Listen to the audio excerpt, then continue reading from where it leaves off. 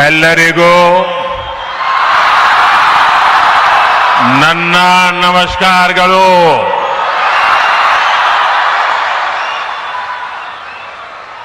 रामकृष्ण मठ और रामकृष्ण मिशन बेलूर मठ के अध्यक्ष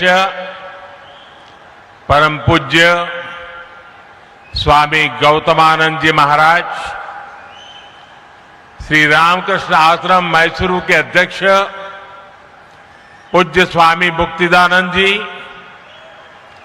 रामकृष्ण मठ और रामकृष्ण मिशन के ट्रस्टी पूज्य स्वामी यादवेंद्रानंद जी, राज्यपाल श्री थावरचंद गहलोत जी, मुख्यमंत्री श्री डी.के. शिवकुमार जी, सांसद यदुवीर कृष्णदत्त चामराज वाडियार जी, विधायक विजेंद्र येदियुरप्पा जी, के. हरीश गौड़ा जी, अन्य महानुभाव, पूज्य संतगण और भाइयों और बहनों, सर्वप्रथम मैं मैसूरू की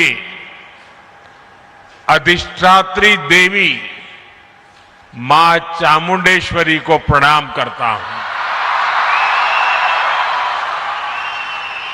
अभी 2 दिन पहले ही हम सभी ने गुरु पूर्णिमा भी मनाई है.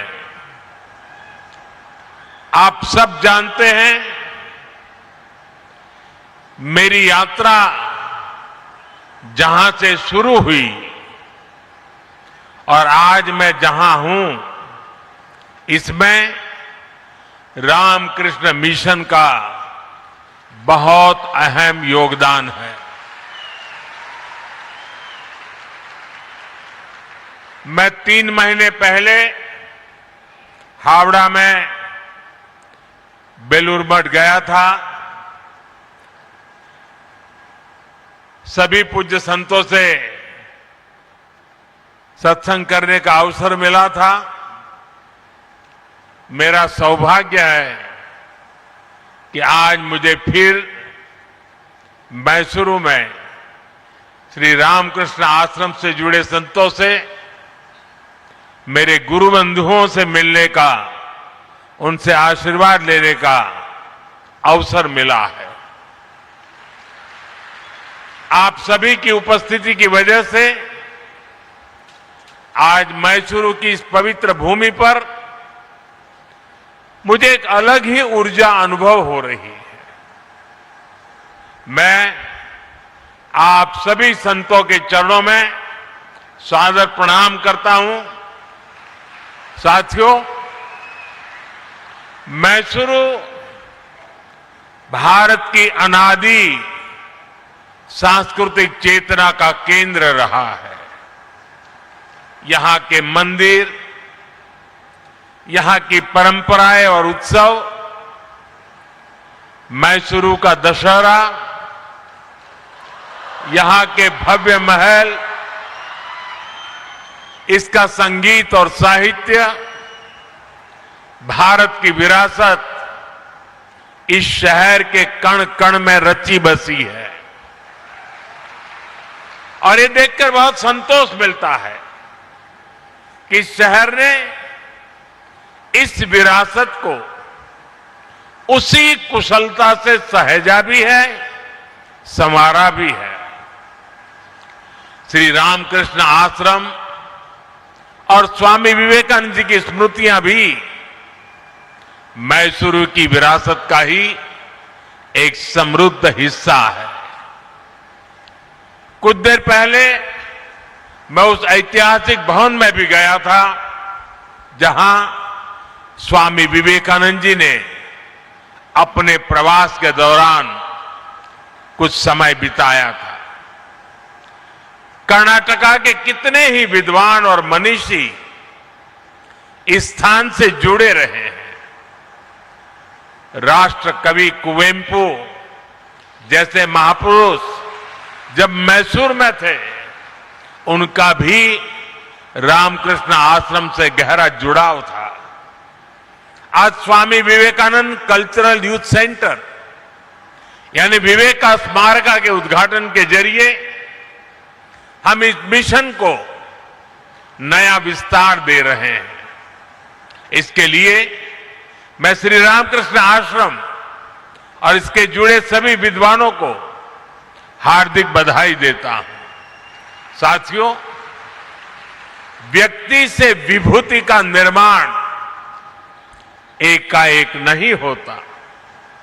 इसके लिए हमें जीवन की अनगिनत परीक्षाएं देनी होती है, साधना करनी होती है, तप करना होता है, खुद को तपाना पड़ता है, खपाना पड़ता है।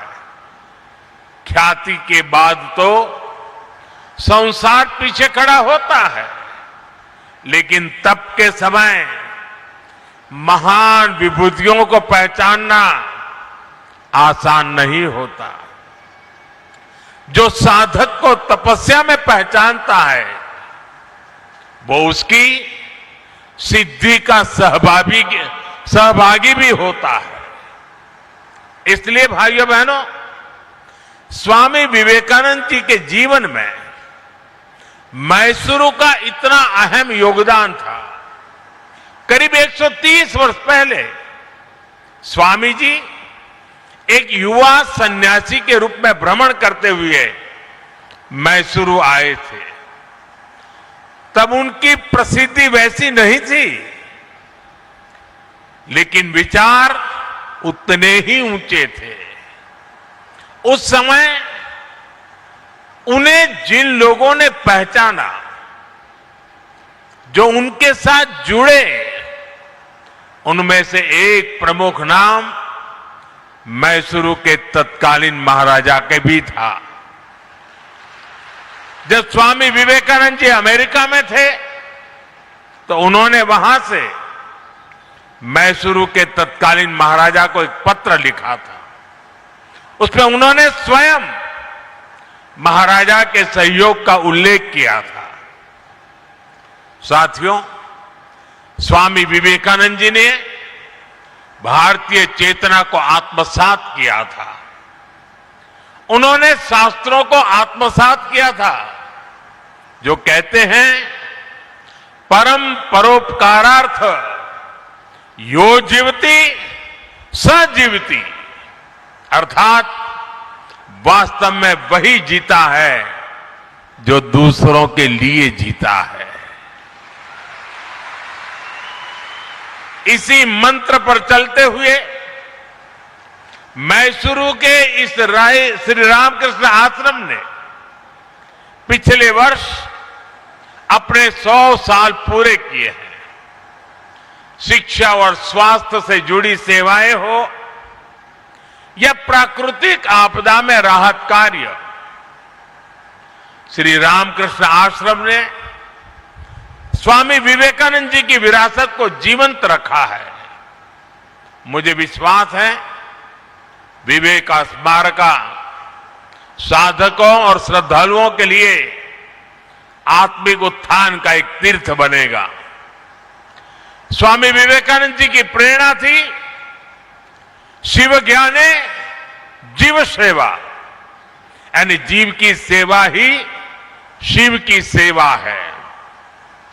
हमें इस विवेक स्मारक में इसलिए ऐसे युवाओं को गढ़ना है जिनके लिए समाज और राष्ट्र के हित, गरीब वंचित के दुख अपने सुख दुख से ऊपर हो।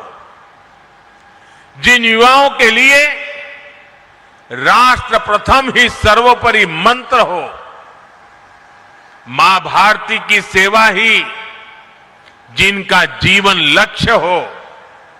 साथियों, स्वामी विवेकानंद जी युवाओं की शिक्षा को राष्ट्र निर्माण का मजबूत आधार मानते थे। उन्होंने स्वयं ये देखा था कि कैसे दुनिया के देश अपने युवाओं को शिक्षित बना रहे हैं। लेकिन दुर्भाग्य से तब भारत गुलाम था। भारत के युवा भी गुलामी की जंजीरों में जकड़े हुए थे। उस दौर से लेकर अब तक भारत के युवा ने एक लंबी यात्रा तय की है। भारत का जो युवा कभी जंजीरों में था, आज वो युवा दुनिया के विकास को गति दे रहा है। आज भारत की अर्थव्यवस्था सबसे तेजी से आगे बढ़ रही है। किसकी वजह से? भारत के युवाओं के सामर्थ्य से।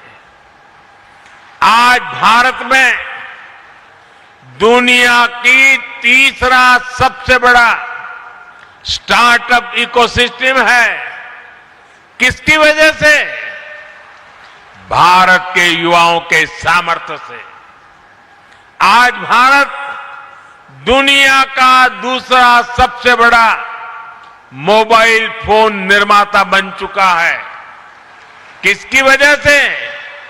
भारत के युवाओं के सामर्थ्य से। आज भारत से बने डिजिटल सॉल्यूशंस दुनिया के अनेक देशों के लिए प्रेरणा बन रहे हैं। किसकी वजह से? भारत के युवाओं के सामर्थ्य से। आज भारत सेमीकंडक्टर मैन्युफैक्चरिंग की नई यात्रा पर तेजी से आगे बढ़ रहा है। किसकी वजह से? भारत के युवा के सामर्थ्य से। आज Bharat AI, deep tech, space technology और इनोवेशन के नए अध्याय लिख रहा है। किसकी वजह से? भारत के युवाओं के सामर्थ्य से। अभी कुछ दिन पहले ही हमने देखा है, भारत के युवाओं ने अंतरिक्ष में कमाल कर दिया है। पहली बार युवाओं का बनाया हुआ एक प्राइवेट कंपनी का रॉकेट अंतरिक्ष तक पहुंचा है। आज कोई भी सेक्टर हो, भारत का युवा अपना दम खम दिखा रहा है। हम सभी अपने आसपास देख रहे हैं, आज छोटे से छोटे व्यवसाय में लगा युवा भारत की डिजिटल इकोनॉमी को आगे बढ़ा रहा है। वो मुद्रा लोन के जरिए नई शुरुआत कर रहा है। वो देश की स्टार्टअप रिवॉल्यूशन को लीड कर रहा है। आत्मनिर्भर भारत का अभियान हो, मेक इन इंडिया का अभियान हो, इसकी सफलता के पीछे भारत के युवाओं की ही ताकत है। साथियों, किसी भी देश में युवाओं का सामर्थ्य तभी उस राष्ट्र की शक्ति बनता है जब उसे सही अवसर मिले, जब उसे सही दिशा मिले और जब उसे अपनी ही धरती पर बड़े सपने देखने, उन्हें पूरा करने का भरोसा मिले। और इसमें बहुत बड़ी भूमिका हमारे शिक्षा संस्थानों की होती है। मुझे खुशी है कि आज भारत में शिक्षण संस्थाओं की संख्या लगातार बढ़ रही है। पिछले 12 वर्षों में 650 से ज्यादा नई यूनिवर्सिटीज बनी है। पिछले 12 वर्षों में करीब 14,000 नए कॉलेज बने हैं।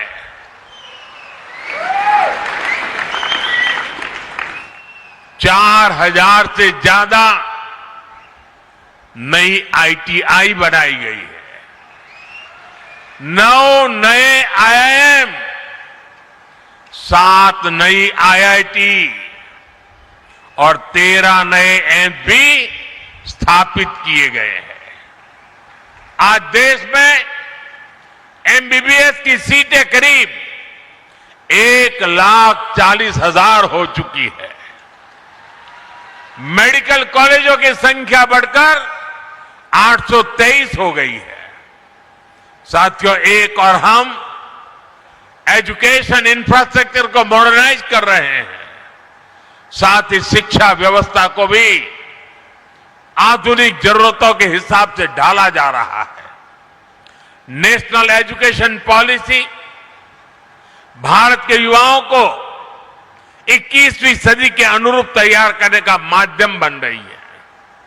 साथियों, स्कूली शिक्षा में भी बड़े स्तर पर काम हुआ है।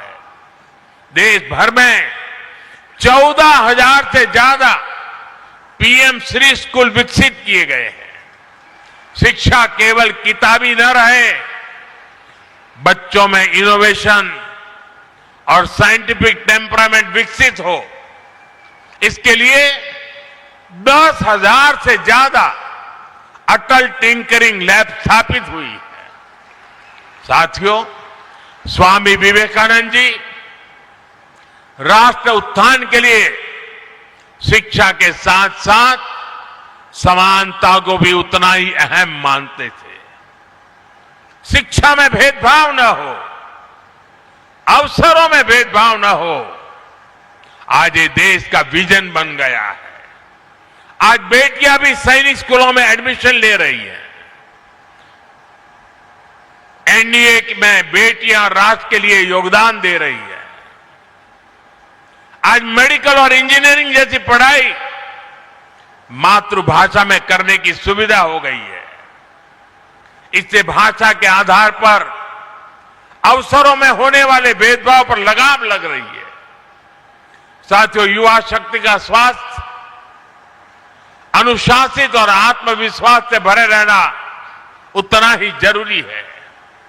जो देश खेलों को महत्व देते हैं, वहां के युवाओं में इन तीनों गुणों का तेजी से विकास होता है। इसलिए आज खेलों को राष्ट्र निर्माण की एक महत्वपूर्ण धारा के रूप में देखा जा रहा है। खेलो India, youth games, university games, para games और विंटर गेम्स जैसे आयोजनों ने देश भर के युवाओं को अपनी प्रतिभा दिखाने का मंच दिया है। आज देश भर में आधुनिक स्पोर्ट्स इंफ्रास्ट्रक्चर का विस्तार हो रहा है। खेलो इंडिया सेंटर के माध्यम से सुविधाएं बढ़ रही है। गांवों से लेकर छोटे शहरों तक नई प्रतिभाओं की पहचान की जा रही है। और साथियों, आज इस अभियान के परिणाम भी साफ साफ दिखाई दे रहे हैं। अंतर्राष्ट्रीय खेल प्रतियोगिताओं में भारत का प्रदर्शन बेहतर होता जा रहा है। हमारे खिलाड़ी नए नए कीर्तिमान बना रहे हैं। हमारी बेटियां देश का गौरव बढ़ा रही हैं। साथियों, स्वामी विवेकानंद जी की तरह हमें विवेक का स्मारक बड़े उद्देश्य के लिए कार्य करने की प्रेरणा देता है।